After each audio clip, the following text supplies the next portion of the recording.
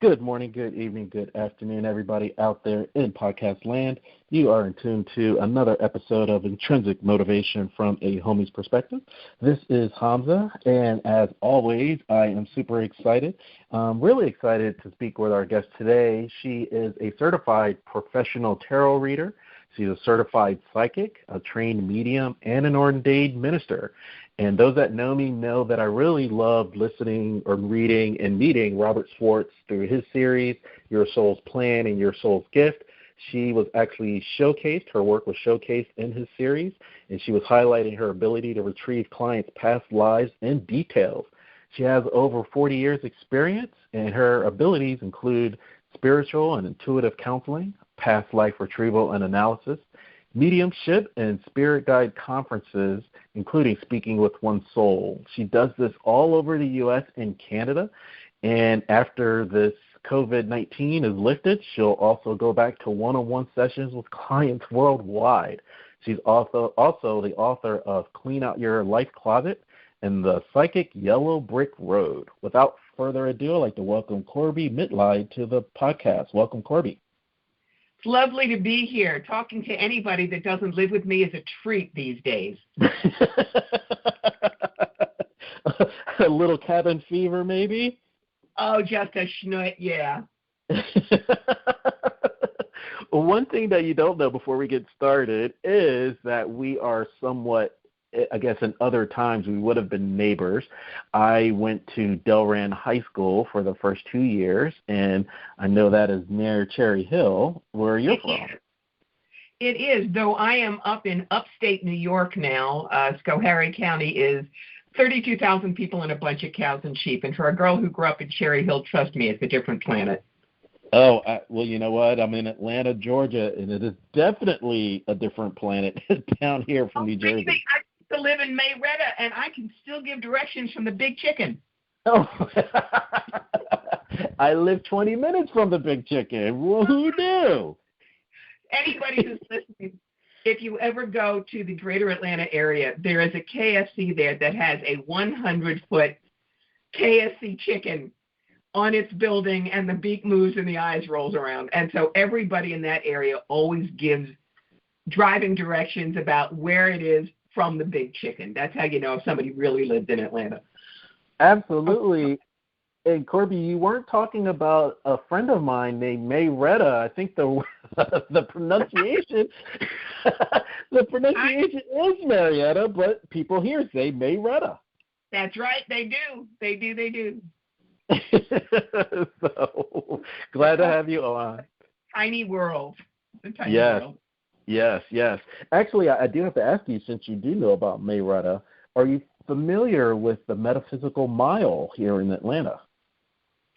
I don't know that it was a metaphysical mile then. I do know that one of my favorite hangouts was Phoenix and the Dragon. If that is still there. Yes, it is, and that was actually the part of it. And right next to Phoenix and Dragon bookstore was a school called Horizon Center for Intuitive Awareness, and I'm a graduate of 2010, and that is along those lines of Roswell Road in Sandy Springs, which is part of the Metaphysical Mile. That's the biggest thing that I miss about Atlanta. It had such a vibrant spiritual community, even in the 90s when I lived there. Yes. We had a teacher, Horizon. I don't know if you've ever heard of Horizon Center, but the director, the owner of Horizon Center, was a graduate from Berkeley Psychic Institute in California.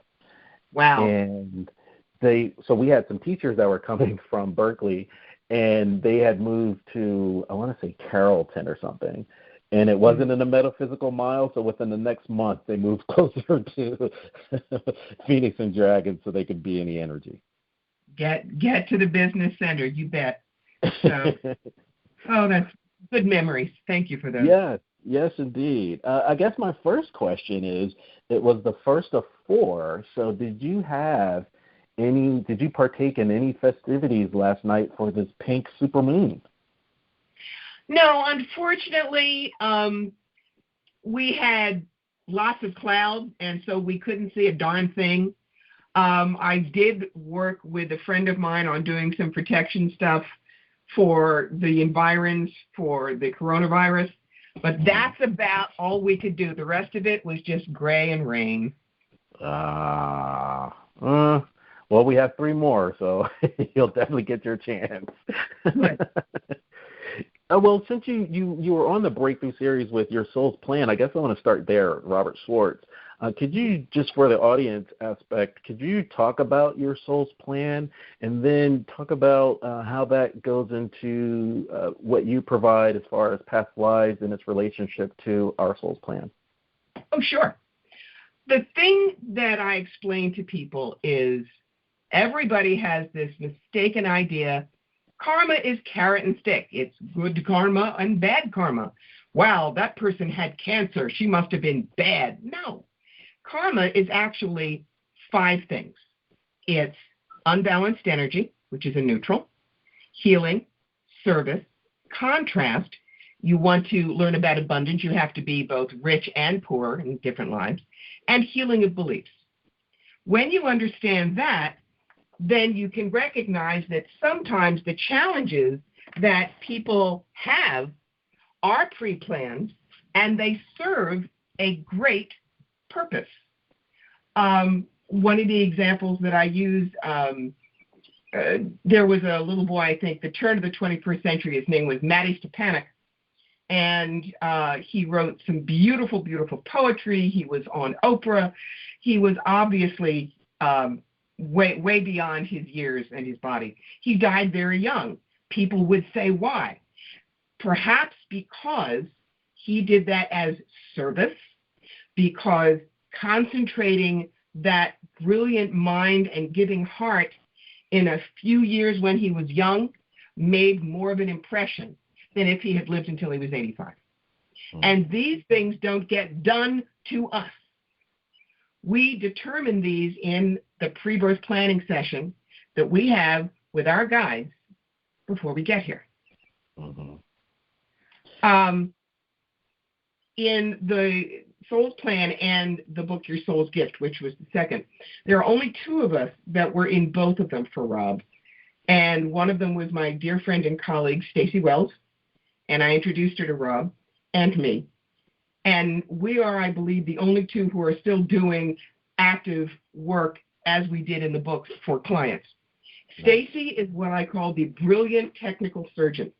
She is the only person in the world that sees the actual pre-birth planning session, can tell you what's going on, dialogue if she receives it. My purpose was always what I call the priest inspirer storyteller. Past lives have been a passion for mine for a long time. So I'm the one that pulls them down for you in detail. I also found that I have a talent for channeling your own soul, your higher self, for you to talk to. Because remember, we'll use the example of Matt Smith. Matt isn't really the 11th Doctor for Doctor Who. He's Matt Smith, but he took on that role. So your higher self takes on the role of who you are in this lifetime. My higher self took on the role of Corbie Mitleid. And as the inspirer and storyteller, once we figure out the past lives that are affecting your major life challenge this time, we work together, you and I, to see how you can move forward stronger, better, brighter, and make use of what you've learned. So I guess the first question that's really timely is there alcohol on the other side? Because apparently we all had a universal global contract to all exist during this time. And when we were drinking, we didn't think it would show up in this iteration. No, believe it or not, one of the things I always understand from discarnates when I talk to them is they miss food and drink. You don't have a body, you don't need them. But if coming out of what I call the big bug adventure, we get more equity in how people live. Health care is better in the United States. We are more aware of how attached we are with each other. We are kinder and better to the earth when we see how with lockdown pollution has gone down and the animals have come back into the green areas. If that's the wake-up call we needed, that's the wake-up call we needed. And better we should come down to deal with this than people who would merely run scared and use nuclear bombs. If you're here and you've got a light upstairs, it doesn't help for you to go, oh, poor me, I'm too scared. Do I want to get coronavirus? Hell no, I'm 65. I'm high risk. But at the same time, I know that my being down here, as long as I'm sensible, do the social distancing, I am still available to my clients. I help them stay steady. I work with them with what has always been my sentence of passion: cross the bridge from fear to fearlessness and fly. Don't be afraid of this. Look at what comes afterwards and how can we make things better. I was going to ask if you're getting different questions where the stereotype is, will I meet my dream soulmate? And I'm sure you may get it in a different context now because of a perceived sense of urgency. Yeah. Oh, please. I have to tell you, I've been reading since Moses was in diapers, and still the vast majority of my readings is, does Bruce love me? Oh, God. Look, I can't tell you, Petunia, if Bruce loves you, or you're going to get the interview in 2 weeks, or what your finances are going to be in a month, because the world ain't working that way right now. Mm-hmm. On the other hand, if you want to work on your own spiritual growth, if you want to find out why you were here, if you want to work on things that will help make a better life for you when this is over, and it will be over, this is not the rest of our lives, then that's the kind of stuff that is really very appropriate for now. Interestingly, I'm getting an awful lot of people who are booking in for what I call the Sentence of Passion consultation, so that they know how to hit the ground running and make their life worth something when this is over. And I love that. Absolutely. And I think that with grace, that everything's on time, but it may happen faster because you're ready and you're more in sync. Is that why they're doing the bookings now? When you're ready, the teacher appears. Could be. And, when people are on lockdown and they're not working, they have to look at themselves in the mirror. They have to look at the things they always pushed aside because there was always work to do, and soccer practice, and going to the gym, and all the things we fill our lives with, so we're not with ourselves. Mm-hmm. Right now, none of that's on the table. So we're looking in the mirror and going, who the heck are you? Mm-hmm. And do I like you? And do I want to spend the rest of my life with you? Or do I want us to change?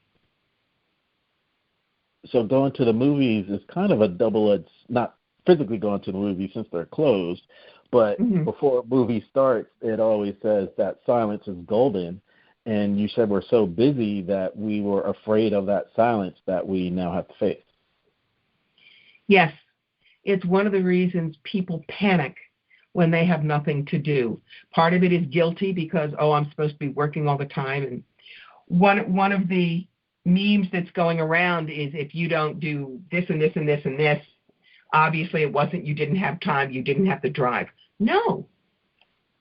Stop giving yourself different things to beat yourself up with right now. How about liking the person you're going to have to live with for the rest of your life?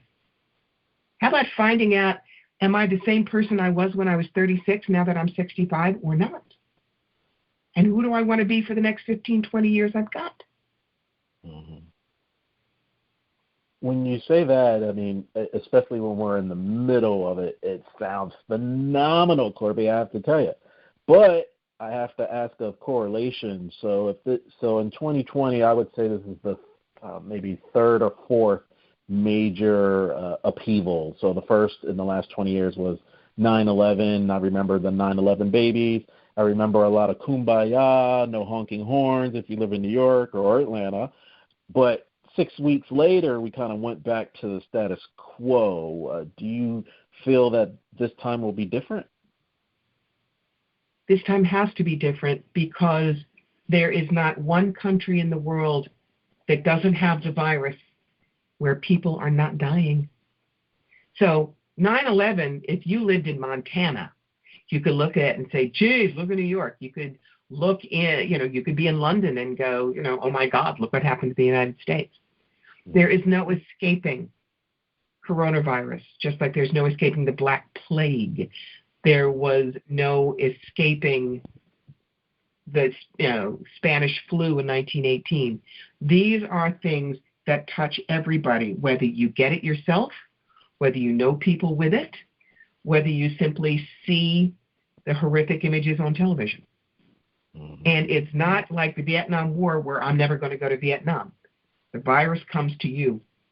And so, do you want to be living in fear of this for the rest of your life? Or do we all, as a country, as a world, realize things must change? Because, look, Mother Nature is an organism. So are we. When we get sick, we send in antibodies to kill the virus and the inflammation, right? Mm-hmm. Well, look at everything we've done to the earth, how much we have botched it. Mm-hmm. Who's to say that coronavirus is not Mother Nature's version of an antibiotic? Mm-hmm. And we're the cockroaches. We're the illness. If we don't want this to keep coming back harder and faster, this is our wake-up call. We, as I saw on a meme, and this is true, we're Mother Nature's guests. We don't own her. Manifest destiny is so 19th century. Put it away. Mm-hmm. Yeah, I think that is what's really surreal with seeing the water. You can actually see through the water again, and seeing the animals, like you mentioned, come back out when we're gone. So that I think that's one of those realizations that we are guests, and life goes on even if we weren't around. Yes. Exactly, and we have concrete evidence of that now. Yeah, and that kind of brings me to my next point. I did talk about 9/11 briefly. The other one that comes to mind is 2012, and we had Steve, what's his name? Jim Self was on the podcast not too long ago, and he was. Are you familiar with Jim Self at all?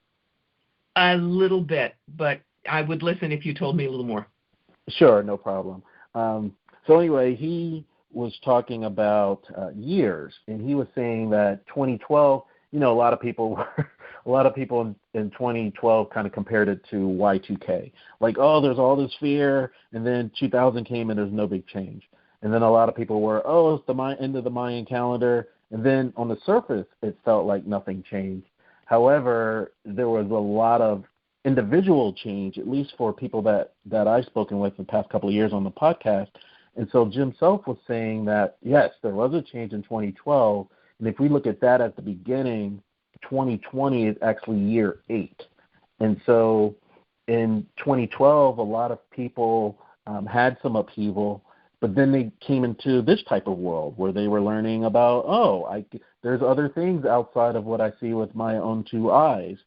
And so there were a lot of people that were not trained or just had a natural talent, but they were getting into situations that they couldn't control. So I guess I want to back up with you as far as what do you feel as far as the spiritual reset now, and that it's going to open up other portals and different people, but they may be opening doors that either they have no knowledge about or could ultimately harm them? Well, if you're going to say that this is the year 8, then what is 2021 but year 9? Our lives go in 9-year cycles, and a 9-year is what I call the celestial garage sale. You get rid of everything in your life that's busted that you'll never fix, you've outgrown, and was never you in the first place. Bad dogs, bad haircuts, bad jobs, goodbye. Now, New Year's Eve of a 9-year, God takes your Etch-a-Sketch and clears it. So that means that 2022 is a 1-year. Now, what are they saying? It would probably take until the end of 2021 to make sure that we have a vaccine, and this is handled.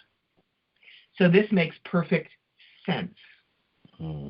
That, this year also, if you look at the actual master number, 2 + 0 + 2 + 0 is 4. It's a 4-year. 4 and 8 are foundational years. Next year is a 5-year. Tanks are rolling, take no prisoners, Yahoo fella, go for the gusto, take your risk. The key to a 5-year is reach, stretch, and explore and make change. If you try to stick to routine, you're like a little kid with a foot nailed to the floor who does not understand why the scenery isn't changing no matter how fast you run. So whether this is an 8-year or a 4-year, it all plays out well. Next year, at the end of next year, we should be done with all of this hoorah. Can you learn what you need to learn so that when the calendar hits 2022, you are ready to take on this fresh world? Mm-hmm. Yeah, that's a really good perception, and I appreciate that. It is that celestial garage sale, as you said, next year. It's endings and completions for sure. And so what about the talk of fear, in that fear is a food? Well, first of all, fear actually lowers your vibration, but it's also a food for those that feed off of fear. And so this is right? There's a feeding frenzy that's going on now, and if you're in the middle of it, it's hard to actually see outside of it. What are some ways to experience the contract to shake loose from that? Well, I just did a short video on my YouTube channel. It's called Fear versus Fame. Back in the 1980s when I did Mary Kay Cosmetics, yes, back in the big hair days, Mary Kay used to say fear equals false evidence appearing real. Yes. But I decided there had to be something else. So I chose the word fame. Full acceptance means everything. So you want to be fearful or famous. Full acceptance means we are in the middle of this coronavirus pandemic. Hot damn, what am I going to do with it? Instead of, oh my God, I'm so scared it's going to come creeping in under the door like, a tick. No, it's not. You know what to do. Social distance, wash your hands, but what do you want to do when it's over? Famous is also now, if you are not high risk, helping those who are. Famous is sharing all the stuff that you bought and hoarded. Famous is keeping in touch with people that might need that. My closest friends here are on Sapbush Hollow Farms, and their kids are reaching out in the community to people who live alone, people who are older, and making sure that they have a phone call with them a couple of times a week just to touch base. How are you? What do you need? Those kids are being a perfect example of how to live in fame. They accept that this is where it goes, but they are not paralyzed by it. How can we make a difference? Sapbush is working to do an online grocery store, and they fixed it so you can pick it up, self-serve. They're not just saying, oh my God, we can't open our cafe. Oh my God, we can't run the farm for people. They found another way around it. They fully accepted it and said, what does it mean for us here? So that's what I would say to everybody listening. Be famous. Accept that we are in the middle of the maelstrom, but it doesn't mean that you have to hide under your table. Figure out who you're going to be within it, because that will make you stronger, better, wiser, and more equipped for what comes after. I like the FAME acronym, and when we're talking about famous, if it weren't today or what we're going through now, it would be synonymous to social media and social media fame. And where before this all happened, there was a lot of isolation. I mean, people's lives were on electronic media, and so this is the first time, maybe for some generations, to actually unplug. And so what would you say to someone, I know these are some things I need to do, but I really don't even have that muscle? When you say you don't have that muscle, what muscle do you not have that I'm speaking to? Yeah, I would think that from an atrophy, well, not even atrophy. I mean, I never had to care about, all I had to care about was likes and shares. If something wasn't going right, then I would change my message, but I didn't have to leave my house, and I didn't have to videotape it. And now you're using the fame in a great example, but to some people that may sound very foreign. Well, you can like chocolate, and so you probably eat more than you should. But if you were locked in a room for 2 months and all you could eat was chocolate, trust me, you would want Broccoli. Yes. And that's what this is. You may love social media. I mean, people are saying it's the introvert's holiday. But at the same time, you will realize that being able to see someone up close, see who's really behind their eyes, feel what it's like to sit on a park bench with another person, you miss that. And so if forcing you to eat chocolate for 2 months gets you outside and to meet other people, well, it's a little harsh, but it'll work. That's really funny. I want to go back a little bit, and you were talking about past lives and contracts and pulling down past lives. Mm-hmm. And I'm familiar with certain stories about, like Prince. Let's use the artist Prince, that mm-hmm. he was channeling Jimi Hendrix. You know, Hendrix used Prince as an opportunity to kind of learn from, you know, things that were unfulfilled in his life. Mm-hmm. Is that something that can actually be done now? Like, we could reach back into the scientists of what they learned during the pandemic of 1918, and it may be things that we haven't considered, but it may be an opportunity to reach into other realms, and because I believe there's always assistance, but we have to ask for it. That is a possibility. Certainly not anything that I can just, flip a switch like a rotary engine and do it right now. But the key is, when you reach back, you need to have, if you will, an anchor point. Mm-hmm. Going back, we have coronavirus. What do they do for the flu? That makes sense. It's the people that come to me and say, well, what were my past lives? That I don't do, because you've had hundreds. Nobody is smart enough to get it done in 1 or 2.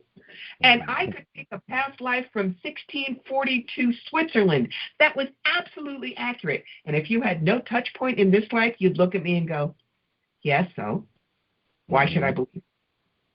But when I do a soul plane reading, you come to me with a challenge, whether it is parenting handicapped children, abandonment issues, alcoholism, accidents, death of a loved one. Then that is kind of my library card going up to the Akashic, and I go and I pull a book and I say, read chapter 2. It's important, actually, that your listeners know the difference between past life regression and past life retrieval. Okay. When you get past life regression, you must only have it done with a certified hypnotherapist or past life specialist, because that's when you get hypnotized, you go into the Akashic, you see your past lives, you relive them. If there is a murder or a gang rape or something really traumatic, you want someone that will help you pull out of the emotion so that you can watch it, you can understand it, but you're not literally reliving it. What I do is retrieval. If you say to me, why am I always panicked when I have wet hair in my face? I'm the one who goes up to the Akashic, pulls down the book, and says, read chapter 2. It's as valid for getting you the information, but the untrained person doesn't have to relive it. So in that sense, it's safer. Is that making sense? It makes a ton of sense. It's kind of, so is it like training wheels where they may start out as a past life retrieval and say, oh, that's great, I want to know more, I want to get into a past life regression? That is possible, yes. The other thing is, when you are a past life specialist like I am, it's because the universe sees you had, it's like, I want to make a cake, do I have all the ingredients? I am a trained actress, professional actress, theater major at Brown, acted in New York in the 80s and 90s. I am an author and a storyteller, and I adore history. My husband and I met at a place called the Rhinebeck Aerodrome in Rhinebeck, New York. It is a flying museum. They have 1909 Blérios to barnstormers. And as he says, there was this gorgeous brunette who knew the difference between a Fokker DR1 and an F1 based on the wing skids, had to marry her. So there you are. So when someone else gives you a life, they may say to you, you were female in this life, and it's a long skirt and a big hat, so I know it's old-fashioned. Because of my background, I can go into it and say, all right, I see you're female, you're wearing a hobble skirt, you're wearing what's called a Merry Widow hat with that kind of an ostrich feather. We're talking 1911 or 1912. Which one's going to get you more information into where you need to go? Obviously, the one with more detail. Mm-hmm. Absolutely. I'm a big fan of older music, and I believe that records have a better, fuller sound. The way I kind of look at it is records have a full sound where CDs have a crisper sound. Yes. And so if we're looking back or using the record analogy, we can say this album has 3 songs, and the second song is Our Current Life, and the first song was the Past Life Retrieval. Do you also go into the third song, which is the Future Life Retrieval? No, for the simple reason that it's not set yet. Remember, you could go 14 different places. So you may have 14 possible futures for a life.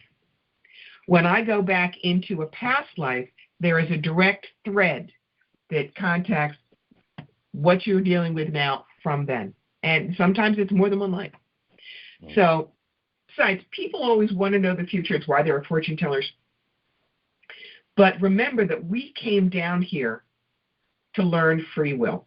One of the things I always talk about with Rob is, how can you say that we had pre-birth planning and free will? And I'll use the example of college. Fine. All right. Philly, you went to Drexel and you decided to be an engineer at Drexel. Well, that's your pre-birth plan. You can then take either gut courses or double major plus lab. That's your free will. Either way, you're going to graduate with the engineering degree. But what it takes to get there will be up to you. That's as clear as I can make it between pre-birth planning and free will. Gotcha. Okay. Fair enough. And so that also leads to your 2 books, because you have Clean Out Your Life Closet, and I'm believing you may have been drawing from some of that book when we're talking about what we can do today and going forward with what's happening now with COVID-19. Can you tell us a little bit more about cleaning out your life closet? Okay.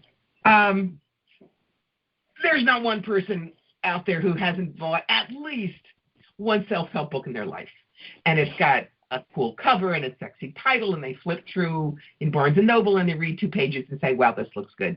And then you get it home and you start reading, and it's like, who the heck is this? And no, I'm not going to go vegan and go yoga 3 days a week. What's she talking about? It goes on the shelf. So my book is about 4 things that people really need to deal with: clarity, adaptability, simplicity, and making friends with stress. But at no time do I say, do it my way and it all gets better. Instead, I say, here's some stupid things I did. Here are a couple stories about clients. Here's some things you might want to look at. But at the end of each chapter, you have open-ended questions where you can take your life and answer those questions based on what you read in my book. So at the end of the book, if you've done all those questions, it's your personal manual. It's not what everybody would read. And just to give you some examples of the kinds of questions, there's a chapter called Why Perfect Isn't What You Think It Is. Has perfect been a friend or foe in your life? Why? When did the search for perfection stop you from doing something important? How did it? Think of a challenging situation and find 3 perfect things about it. How do your feelings about the situation change? Notice there's no right or wrong answer. There's no key in the back of the book. But it invites you, just as we are doing now with lockdown, to look at your life and be what I call the happy Martian detective, coming in with absolutely no preconceived notion, but wanting to look at it and see what it means. There will be 2 other books after that. That was the first one. But a lot of what clients come to me for, whether it's with tarot readings or past lives or spirit guides or angels or talking to their dead Aunt Mabel, a lot of it is self-help. How can I get through this? What do I do? It's not always your typical what I call a Madam Hoo-Ha or Swami Swalanda. So that's where that book came from. Gotcha. And the feedback's been good, because if I can teach people they have their own answers, that they can trust themselves, nothing's wrong with them, and nothing ever was, good Lord, people get a better life out of it, because they're not always looking outside for a stranger to fix it. They know that they are in their own power. And so is that when they get your first reading, you let them read that book as well? Because I'm wondering, other people that I've spoken with, and just in my limited experience, you get hangers-on, and you may get one reading, which they try to turn into 30 readings over time, and they're always looking at you for the answer. Well, that comes up with a question, how often should I get a reading? And there is no exact answer. Let's say you said, all right, I'm going to open up a vinyl store, okay? And I could give you my full entrepreneur's reading, which has you, the energy around the business, the brick and mortar location, how to market it, clients, competition, staff, finances, what you need to know, and best possible outcome. You could come back to me in 6 weeks and say, great, I did everything you said, and now things have shifted, and now what do we do? I'm great. I will do another reading for you. Sure. But even if you only come to me once a year, and you always come to me with the same questions, and I give you the same answers that you're obviously not listening to, after time number 3, I'm like a good bartender. I cut you off. You're wasting your money. That strikes a chord. Being in New Jersey and being an Eagles fan, the bartender has to cut you off. Right, Eagles. IGGLES. You know better. That is too funny. So the other part of that, and I really love that, why perfect isn't what you think it is. And the question is, it's more of a, how do I stay present? Because the year is 2020, we say 2020 vision. It's always great, and we get 2020 vision when we look back, or we look back to the past, right? But it's not until the future when we look back on maybe today and say, oh, now I really understand. And even though you don't have all the answers today, so it's kind of hard. It seems like we're playing that dance of, yes, I'm making the best decision that I can at this moment, but you won't really see how those dots are connected until the future. Or is that always the case? Trust that you can always aim yourself in a particular direction, okay? You ever hear the analogy about driving from New York to Seattle in the dark? No. Okay. I get my little Subaru Legacy, and I tootle her over to the New York Thruway, and I start driving west. And I can maybe see 50 feet, 100 feet ahead of me with the brights, and I know there's a road. I can't see Seattle, but I trust that Seattle is there. So I keep my eye on the road where I am, and I make sure I make the right turns, the correct turns as I see them, and eventually I get to Seattle. That's what it is. You don't know what's ahead for you. You don't. But you know where you want to get. I did not know that I was going to end up for my professional life as a professional psychic. I've been an actress, an author, an inspirational speaker, a legal assistant, a video producer, an executive recruiter. But there were always personal qualities that I used in all of those different careers that had molded themselves into a perfect fit as a psychic. So that's an example of Spirit knew I wanted to get to Seattle. I didn't see how, but Spirit kept saying, all right, this road, this road, this road, this road. And I just drove, figuring, all right, when I do these things in my life, I feel really good about it. So I'm going to trust that continuing to do those is going to get me where I want to go. My father, I adored him. He was my best friend, but he wanted me to be a lawyer. No, I am not a lawyer type. I am a storyteller. I make people laugh. I make people think of possibilities. That's not a lawyer. So that was the case of where somebody wanted me to take a different route that would have gotten me to Albuquerque. No, I kept going in Seattle, even though other people at that time said, you're not going to be happy. I said, thank you for sharing. You may think that if you wish. I kept going to Seattle. I knew what I was good at and what I loved, and I figured, keep telling that to the universe, and it will get me to where that is where my core is, and it did. By the time I was in my late 40s. That's awesome. And following that path, it sounds like that was the impetus for the next book, The Psychic Yellow Brick Road. Oh, God, yes. The Psychic Yellow Brick Road, the subtitle is How to Find the Real Wizards and Avoid the Flying Monkeys. The reason this book started is many years ago there was a large psychic expo I was doing up in Toronto, Canada, and there were like 150 booths. And there was a fake gypsy there. Now, there are real gypsies in Roma, but this one, you know, you put on the headscarf and the long skirt and the jingling jewelry and too much makeup, and you do bad Russian accent, and you can be gypsy. So this woman was walking by her booth, and the fake gypsy runs out, grabs her by the arm. Well, in parlance, this is called hooking, and it's as bad as the other kind of hooking. But we heard her say, you don't have to pay $50, $40. I read your palm for 10. You come with me.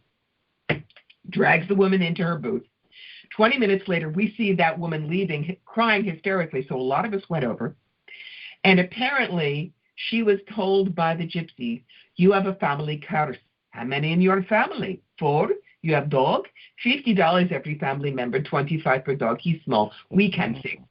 And she told the woman if she didn't burn 400 specially blessed candles at the Roman Catholic Church, I bless real good. Only $1 a candle. Her entire family was going to die in a car accident in 2 weeks. Wow. No. So this book is a safety manual. It teaches you boot camp, what to look for, what to run from, how to ask questions that will be useful to you, when you should walk away.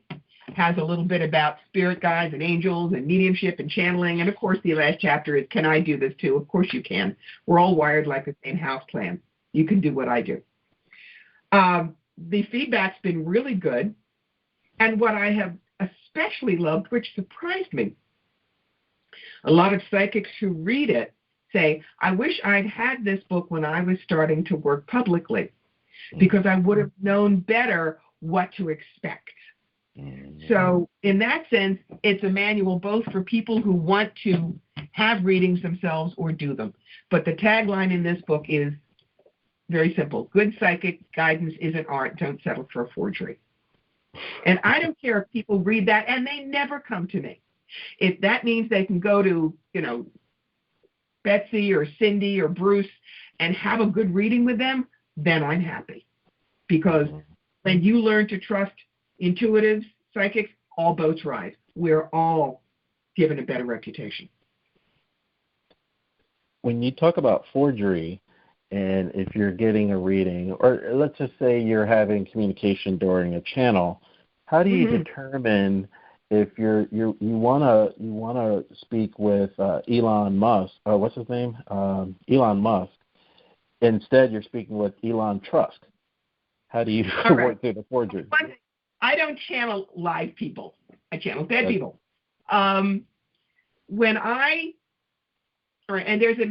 There's channeling and there's mediumship. Let me explain. Mediumship, in my understanding, is specifically talking to your dead Aunt Mabel. Channeling is things like Abraham and Seth and other entities that ain't you. Okay? When I do mediumship, I get their dog tags. For instance, my father, Jerome Richard Dorkin, who died in 2001 at the age of 80. Notice that tells me nothing, but it gets me right into the energy. Boom. And I will tell you exactly what I'm getting. And as soon as I give you enough information that you would say, yep, that's Aunt Mabel, then I open the door and you can talk to them directly. But it's one of the reasons that I generally don't do mediumship in a gallery form, because I don't censor what I get. And you know, the cleanup version of it is there was a biracial same-gender couple. The black partner had died. Her white widow wanted to speak to her. Now, remember, I grew up a nice kid in Cherry Hill, New Jersey. I have manners. Well, what came floating out of my mouth was flawless urban antibiotics, which I will not put on here and should not come out of this mouth. And as soon as that was out, I clapped my hand over my face. I was white. I was just, blood drained. I was mortified. The woman in front of me was laughing and crying and nodding because the phrase I used was how her dead wife walked in after business trips every single time. But you can't do that on the radio and television. Sure. So when I get channeled information, going back to Rob's book, it's a real good example. He had me channel the higher self and guides for a woman in the second book, which was, there was a chapter on abortion and miscarriages. Well, when the book came out, I read that chapter, and I'm thinking, you have got to be, that would not come out of this mouth because it was not what I believed about it. See, it's what I said. So that tells me that I was an accurate channel then because it wasn't coming from what I wanted to say, but what that spirit wanted to convey.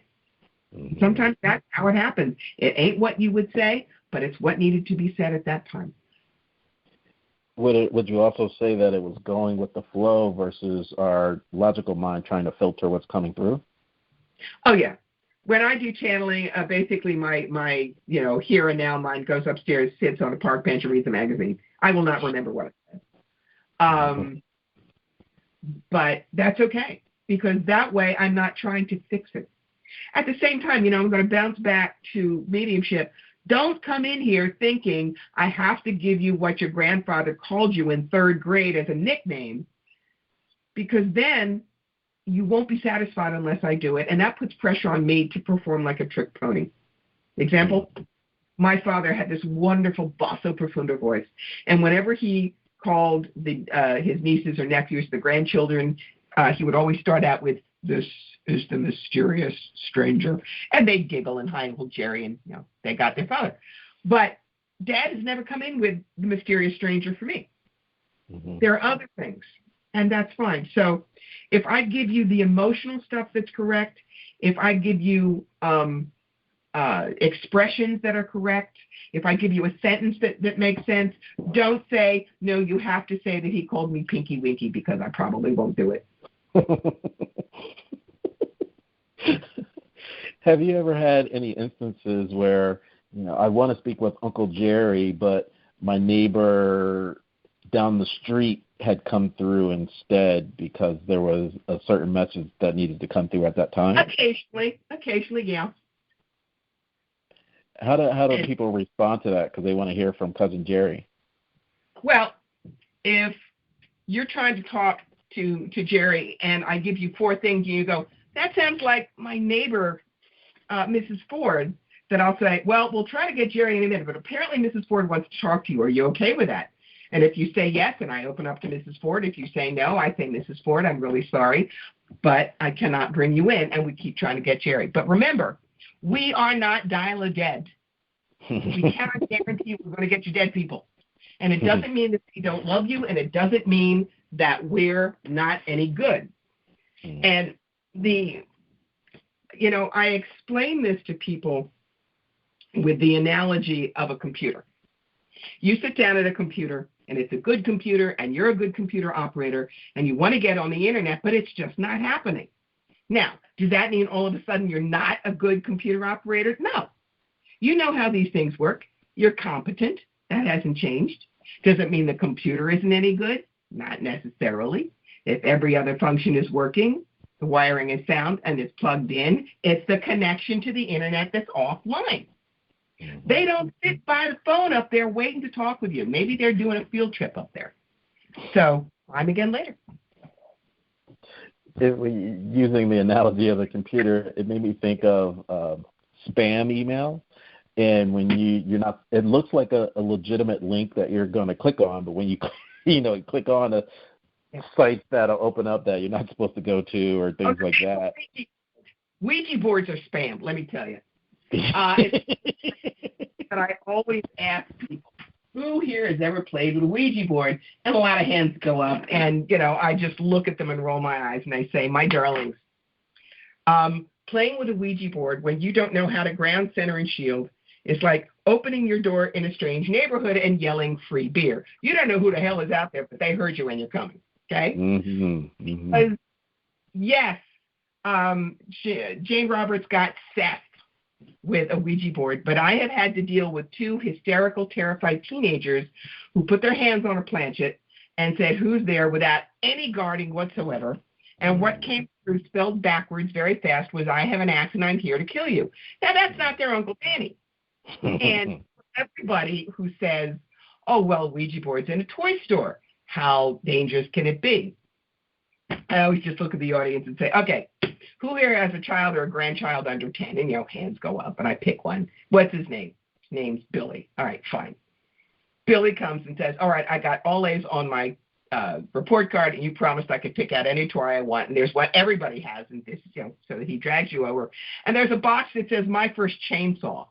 In the toy department, you got to let him play with it by himself? No. So use a little sense, guys.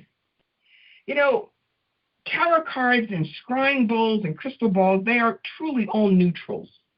It depends on how you use them, but they are also not play toys because they have energy that's been plowed into that sort of thing for hundreds of years. So it's like the river cutting through the rocks. It's how the river will flow.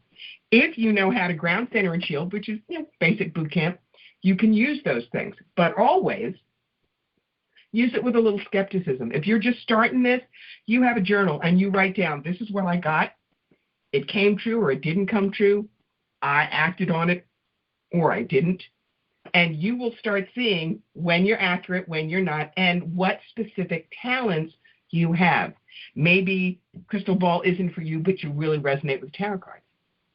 It's all a learning thing. It's all a learning thing. And it can be such fun if you do it right. Right. And by doing it right, I agree with you with the grounding and shielding. When you set a great example with the Ouija board, what's your thoughts on it? It appears that there's a great proliferation, at least on Netflix and some of these other streaming services, where more than ever, there's a lot of, witchcraft or any type of alternative healing and so on, but they're not giving you a guideline of what you're accessing. So it is kind of yelling out of your house, free beer. What do you think of all the information that's out there now? How do you get through muddle through all of the muck? What you do is you don't take anything at face value. You do your research. You check and see, does this person have testimonials? Are they any good? What's their background? What's their certifications? Is what they're saying useful? Or is it all about they're the only one that knows? And there's a difference between a guru and a mentor. A mentor is someone who pushes you a little further than you think you can go, kicks you out of the nest a little before you're ready to go, and sits in the audience applauding you when you get an award for being better at what they do than they are. Perfect example, Meryl Streep thanking her Yale drama teacher as she accepts an Oscar. Okay? The drama teacher was a great mentor. A guru, the gurus are the ones that say, I have all the answers. You may get there in your lifetime or you may not, but meanwhile, I've written all these 72 books, and they all say the same thing, but you should read all of them, and now you can come on a cruise where I'm going to tell you the same thing, and maybe you'll learn it there. Wrong answer. Sorry. That's a guru. But I gotta go on the cruise. It's an extra $10,000. You got that right. Friends of mine, James Ray, they plowed literally almost $100,000 into James Ray and his special stuff. And then, of course, he was convicted of murder because he was using a sweat lodge that he had no business using because he was not First Nation and ended up with people dying. So, no. That's why a lot of people, when I say to them, you can do what I do, I'm not special, they look at me like I have three heads because they are not used to being told that. Everybody says, yes, I am the guru, I'm the one who knows, and, yes, I'll teach you. I'll teach you, But yes, I will kick you out of the nest. Now go and learn for your own. Go and find your own methodology. I'm not the be-all and end-all, baby. If I was, I'd be, living in Hollywood with a $6 bazillion mansion, which I don't have. So there you are. This is a really good point that we're covering, Corbie, because, after this current circumstance changes, there will be that proliferation of mentors versus gurus out there. And there's going to be a lot of sneak oil salesmen. Follow me now that Corona's over, so it'll never happen again. And people will forget, that James Ray, that was over 10 years ago. So we have short-term memory, and we may repeat some of those same issues that happened before. Yeah. It's just something that you really have to watch out about. There is no better business bureau for psychics, which is why you truly have to use your brain when you do this. It's great to explore, but always a little bit of a grain of salt. Always get references. Always find out, does this person really know what they are talking about? If you feel put down, if you feel that they think their aura don't stink kind of thing, are you really sure you will be there? Because the best teachers are so delighted that they get to play with you. They know it's an honor. And they'll work you hard, but they'll tell you when you do it right. They will not keep you hanging as you're never right, you're never right, you're never right. That crushes egos, and it's just not true. Is there a difference with someone that just goes to fairs and only get 15-minute readings, and you try to bring them along to, like you said, come out of the nest, but they refuse to? Is that something on their level of development? And the other part of that question is, I would put the 99-cent per minute psychics in the same boat. Well, part of it is you get what you pay for. But, I have done the dollar a minute lines myself to see what it was like. And people there, a lot of them just, because it's cheap, they just want to tell you their problems for an hour and a half. Whereas the online group I use, which is the Best Psychics Directory, it's Bob Olson's people, you're paying a fair amount for that, so you know how to keep it succinct. I tell people, I have all kinds of different prices on my readings. Don't spend more than you have to. I don't upsell. For instance, a soul plane reading with me, it's very expensive, $500. Why? Because you're getting 8 to 10 hours of my time, most of which is spent in deep trance meditation, getting down those lives for you. What people don't realize is each chapter in Rob's books took 40 hours of psychic work. So when you look at that, my rate is actually pretty darn cheap for an entire day with me. But at the same time, I've got what I call the burning question. If all you want to know is one question, and I can get this sucker answered for you in a short time, why would you pay it? Here, pay the least amount you can. I'll get you that answer. You still get all my skills. You still get the details, but you're not buying as much as you don't read. I will tell people, don't buy an hour's time with me if 30 minutes will do it. I read so fast. I read 1,200 people a year. I'm fast. I'm practical. I don't spend a lot of time with smoke and mirror and playing Glurpy Purple with angels. Only buy what you need. And again, that's unusual for psychics too. People say, I've never heard anybody undersell themselves. It's just who I am. Because I don't want psychics to be a luxury that you mess up your grocery list for. We can be practical and we can be useful, but we're not absolutely necessary in your lives. We're not. The more I can convince you that you can do what I do, the faster you're going to save money, kids. That is probably the best thing ever said, and you don't have buyer's remorse. No, and you learn to trust yourself more. You learn to believe it more. You get if you do it right, you get the high that we get. being able to reach into the ethers, being able to pull down this information that a lot of people don't realize there is wonderful. For me to be able to contact closely with people I flew with 100 years ago and know that we go on, that feeling is incandescent. And you will get that if you try to learn what we do. You may never want to do it in public for other people, and that's cool. But it's why one of the books I recommend all the time is called Opening to Channel by Sanaya Roman and Dwayne Packer. It's how I learned to do my work 25 years ago, and the book is still as good as it was then.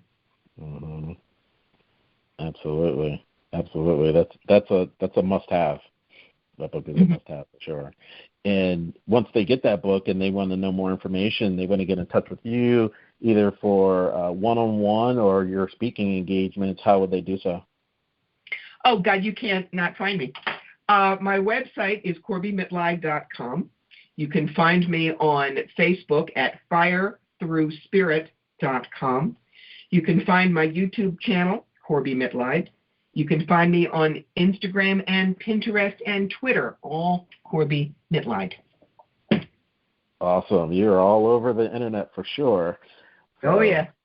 We can definitely get in touch with you. And with that, you have been in tune to another episode of Intrinsic Motivation from a Homie's Perspective. This is Hamza. Corbie, it was a pleasure speaking with you over the last hour, and I definitely want to stay in touch. You bet. I had a great time. Thank you. Thank you.